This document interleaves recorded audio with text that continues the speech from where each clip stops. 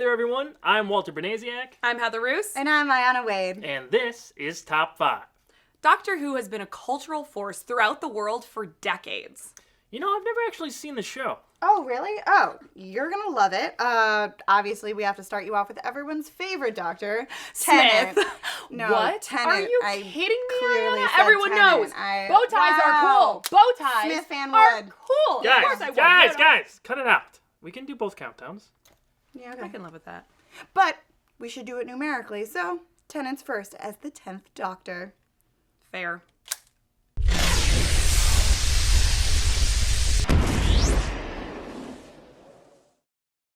The first episode of Doctor Who premiered on the BBC in November of 1963. It ran from 1963 until 1989.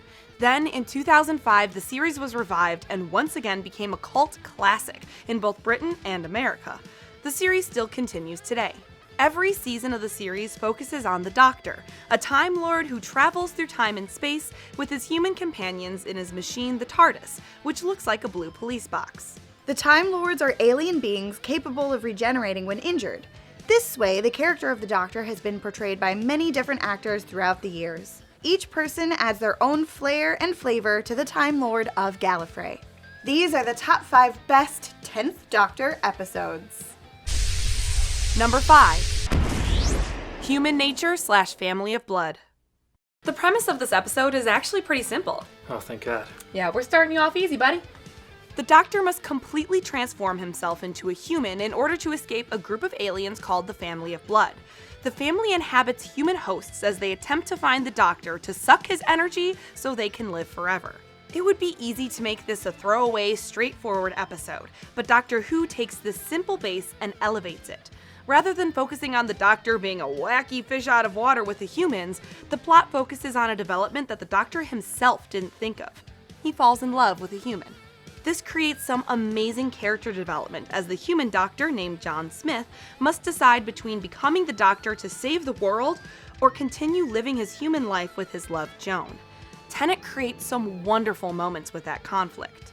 I'm John Smith. That's all I want to be, John Smith, with his life and his job and his love. Why can't I be John Smith? Isn't he a good man? The Doctor also happens to land in England in 1913, meaning World War I is about to start the next year. The episodes then integrate the theme of the ethics of war, especially since John Smith works at a military boarding school for young boys. The story is compelling and interesting, with some really hard-hitting emotional moments. An unexpected diamond of an episode.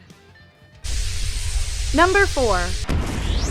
The Doctor's Daughter. The results are in. And Doctor?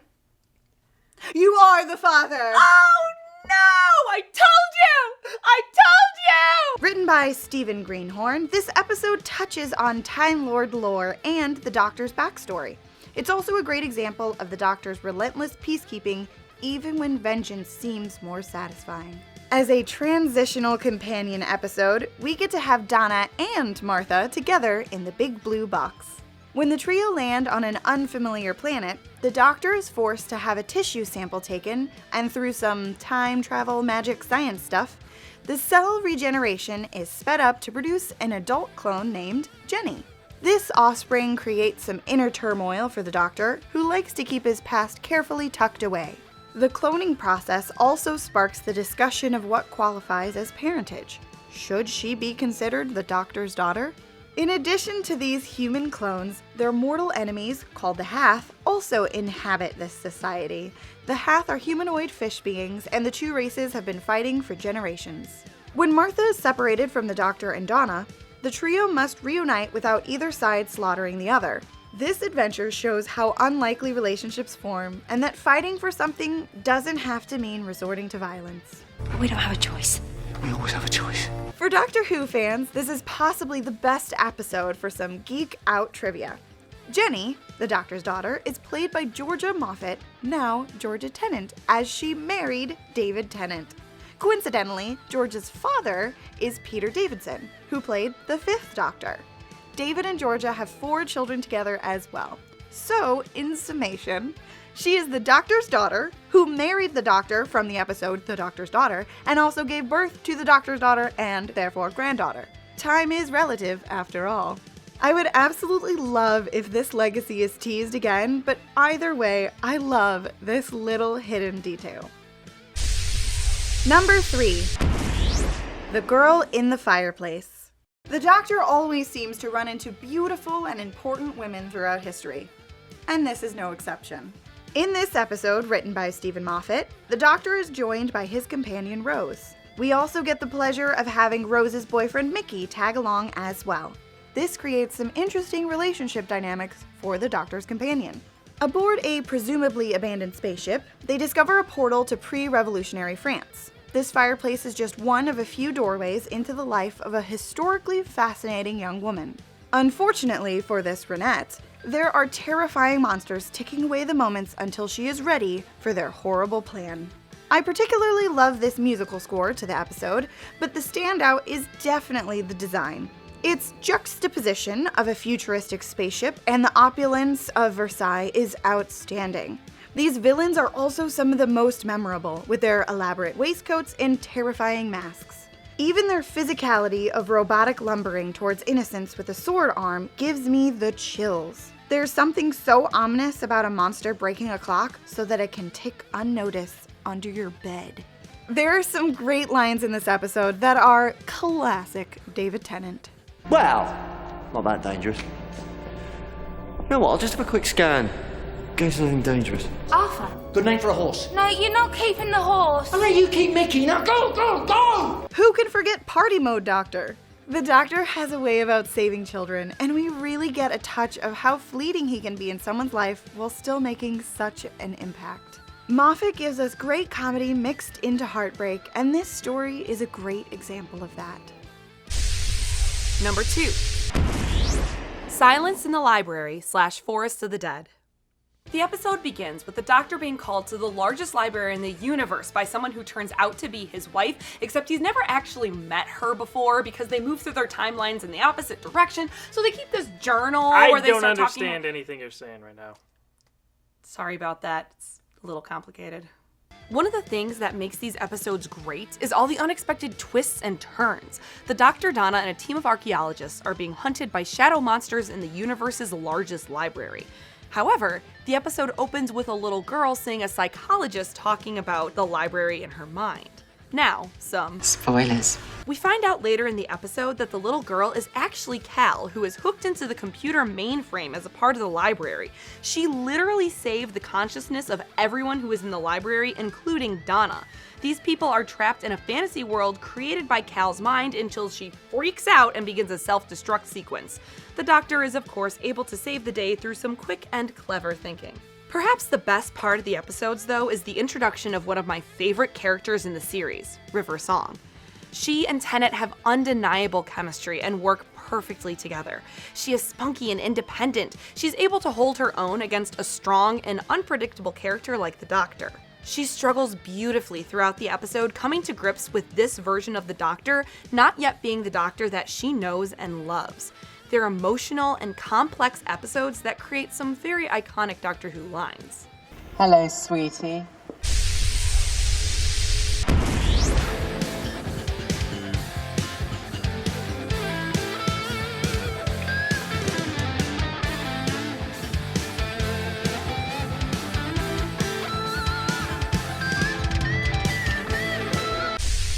And the number 1 best 10th Doctor episode is Blink. Sticks and stones may break my bones, but angels will forever haunt me. How bad can angels be? Let's just say you'll never look at statues the same way again. This episode was also written by Stephen Moffat, guest starring Carey Mulligan as Sally Sparrow, and features perhaps the most relatable line of dialogue for Doctor Who fans. I love old things. They make me feel sad. What's good about sad? It's happy for deep people. At a property that has had too many coincidental disappearances, Sally decides to explore the house and finds a convoluted tale that centers around her. Mysteriously shifting statues seem to be connected to the occurrences of the missing persons. Though separated by decades, can Sally help the Doctor to keep these creatures from claiming more victims? Interestingly, Blink is rather sparse of the Doctor and his companion at the time, Martha. We see some recordings of the Doctor, but don't see him and Martha in action until halfway through the episode. My favorite highlight is the meet-cute scene of Sally's introduction to Billy. One of the only times I've ever shipped a couple so immediately. However, the monsters debuted in this episode are one of the most terrifying villains the Doctor faces. They are seemingly unstoppable and vicious. If you're intimidated by how many seasons of Doctor Who there are, test the waters with this episode. Blink is totally able to stand alone, as there isn't really continuity spillover since the Doctor and Martha aren't as featured. This story is really difficult to talk about without spoiling a lot of the twists and turns, so I'll leave it to you to watch and see for yourself. But remember, not to blink.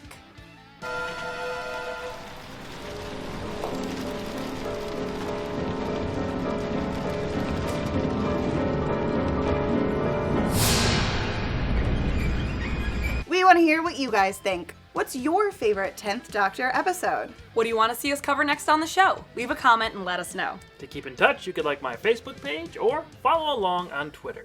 And you can always talk Doctor Who with me on Facebook, Twitter, or Instagram. And you can find me on Instagram, Twitter, or Twitch, where I stream on Wednesday nights. We'll catch you back right here next week with a brand new episode of Top 5.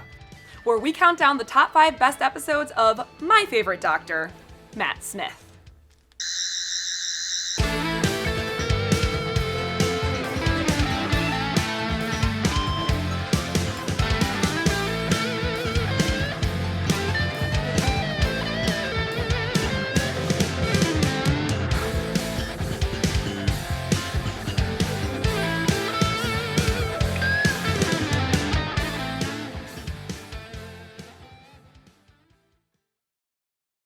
Don't blink. Never blink.